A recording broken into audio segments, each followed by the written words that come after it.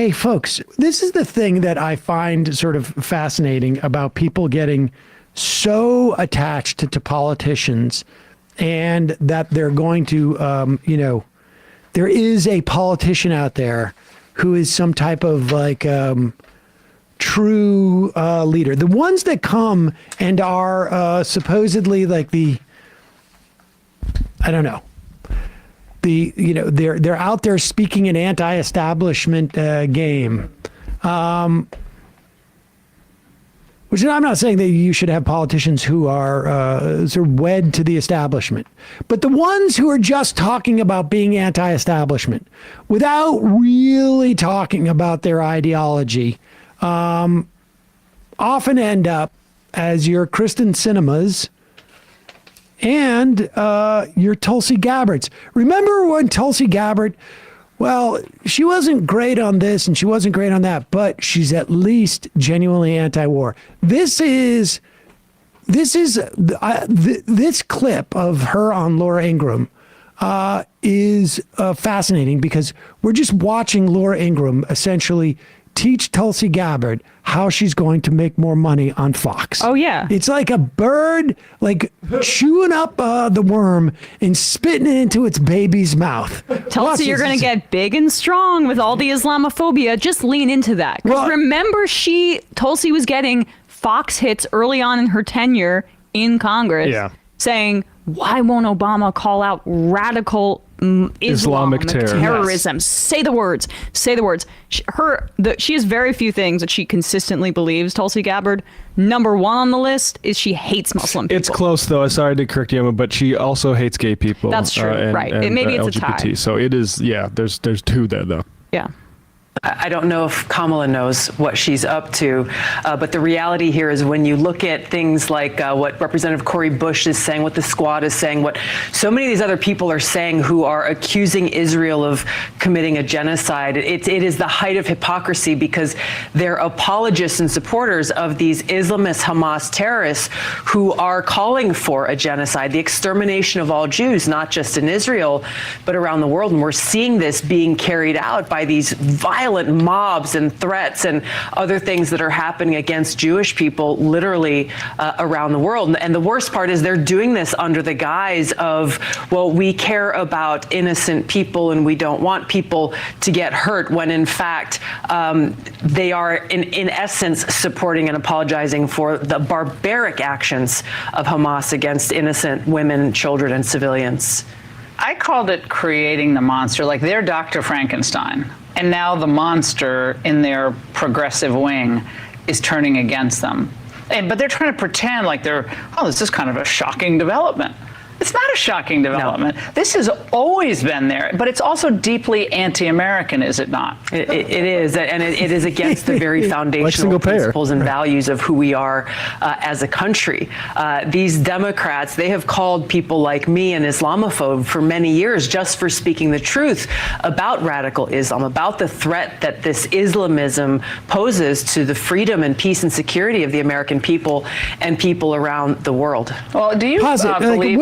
First of all, like, how does Hamas in any way threaten us? Well, don't you see they're all Muslims? They come across the southern border, too. So when you see the Israeli government tweeting Hamas equals ISIS, I mean, in the past they would have said Hamas equals Al-Qaeda, Hamas equals whatever, put whatever Muslim group is more associated with being at the doorstep of Americans and more associated with global jihad.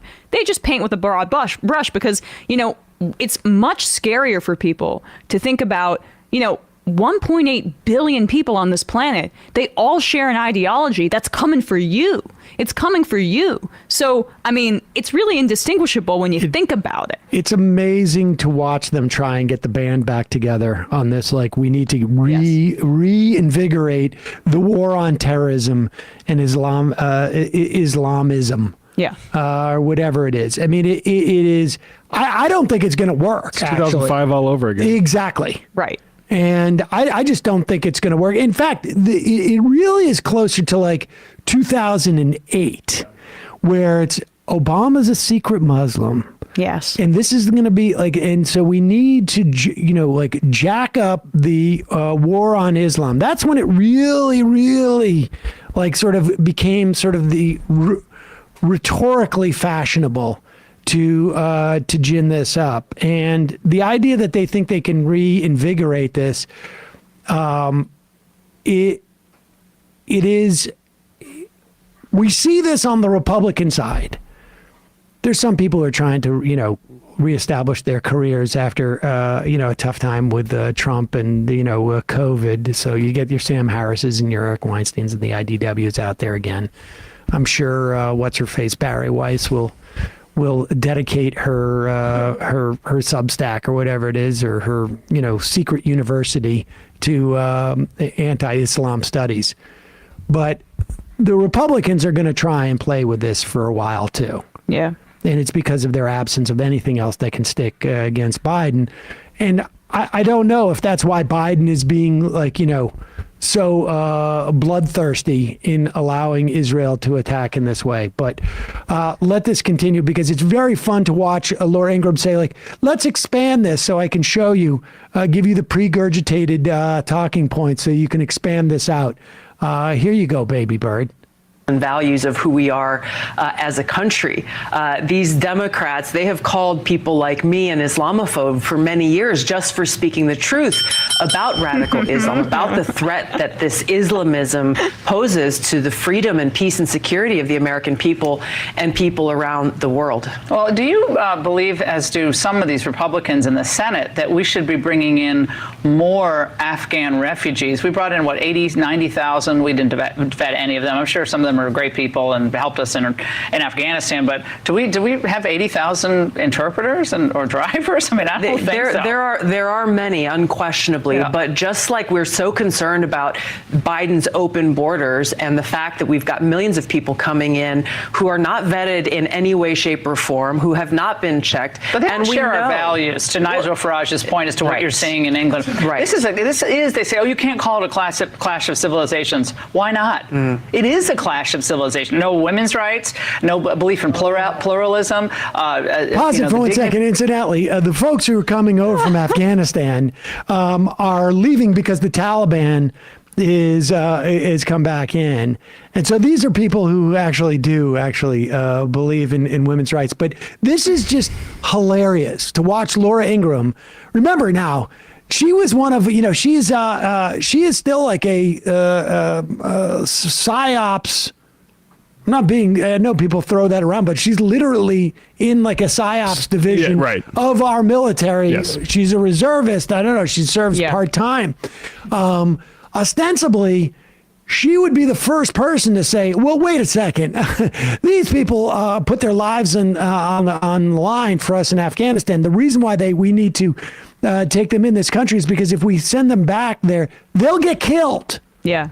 And because of their work with American military when we, occupied their country for a decade to and give a them half. feminism. To bomb the feminism and the queer rights into them. If you just bomb them harder, they'll start loving trans people. That's what they think. And then the hilarity of Laura Ingraham, again, pushing it further. But isn't this really a clash of civilizations? Yeah. Now, the thing is, as a Hindu nationalist, which I believe that Tulsi Gabbard is, I'm not sure where she would fit on this clash of civilizations. But yet, well, she's one of the good ones. She hates the Muslims just as much as us. Oh, she knows. She definitely hates the Muslims. But I mean, are we like are Hindu nationalists part of like Western civilization under Laura Ingram's calculation or not? Under Ingram's, it's unclear. But as long as what's Nigel Farage saying about? Also, tell us more, Laura Ingraham, about Israel's commitment to pluralism versus the scary Muslims and their lack of commitment to pluralism, as Israel is presiding over an apartheid state as defined by the United Nations Human Rights. It's funny to be talking to Tulsi Gabbard and talking about how people in Gaza don't like LGBT people. Oh, yes, right. Like, exactly. Like her. Exactly. Yes. But here we go. I mean, this is literally like, This is basically us watching an apprentice course, essentially. Laura Ingram's going to show Tulsi what you need to do. I have to say, though, it's been a year or two that she's been working on Fox. She had her own podcast. Yeah. She doesn't have much charisma. Bit of a plateau we're seeing. I think. Yeah, I mean, I've always felt that, but I thought, you never know. Yeah. Like, Conan, when he first started out, was a little bit stiff. And it took him like years but it doesn't look like Tulsi's actually. Tulsi needs her masturbating bear. Here we go. Exactly. Millions of people coming in who are not vetted in any way, shape, or form, who have not been checked. But they don't share our values, to Nigel Farage's point as to what you're seeing in England. Right. This is, they say, oh, you can't call it a clash of civilizations. Why not?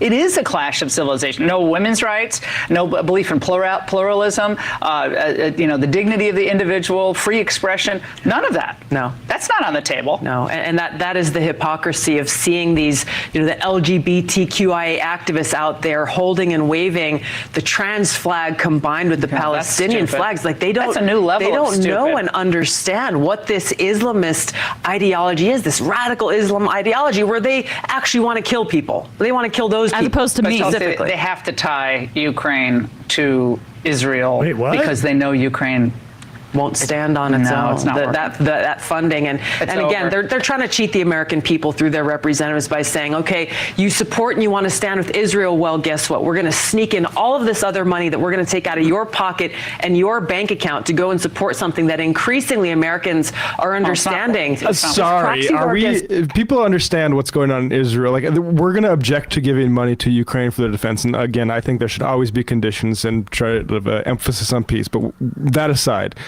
I am much happier with tax money going to Ukraine than I am to Israel, just relatively speaking. If I had to decide one is for defensive, one is for offensive work. But I should also say, wait till Tulsi Gabbard finds out where the ultra-Orthodox fundamentalists from Brooklyn who are in the West Bank, what they think about gay people. Yeah.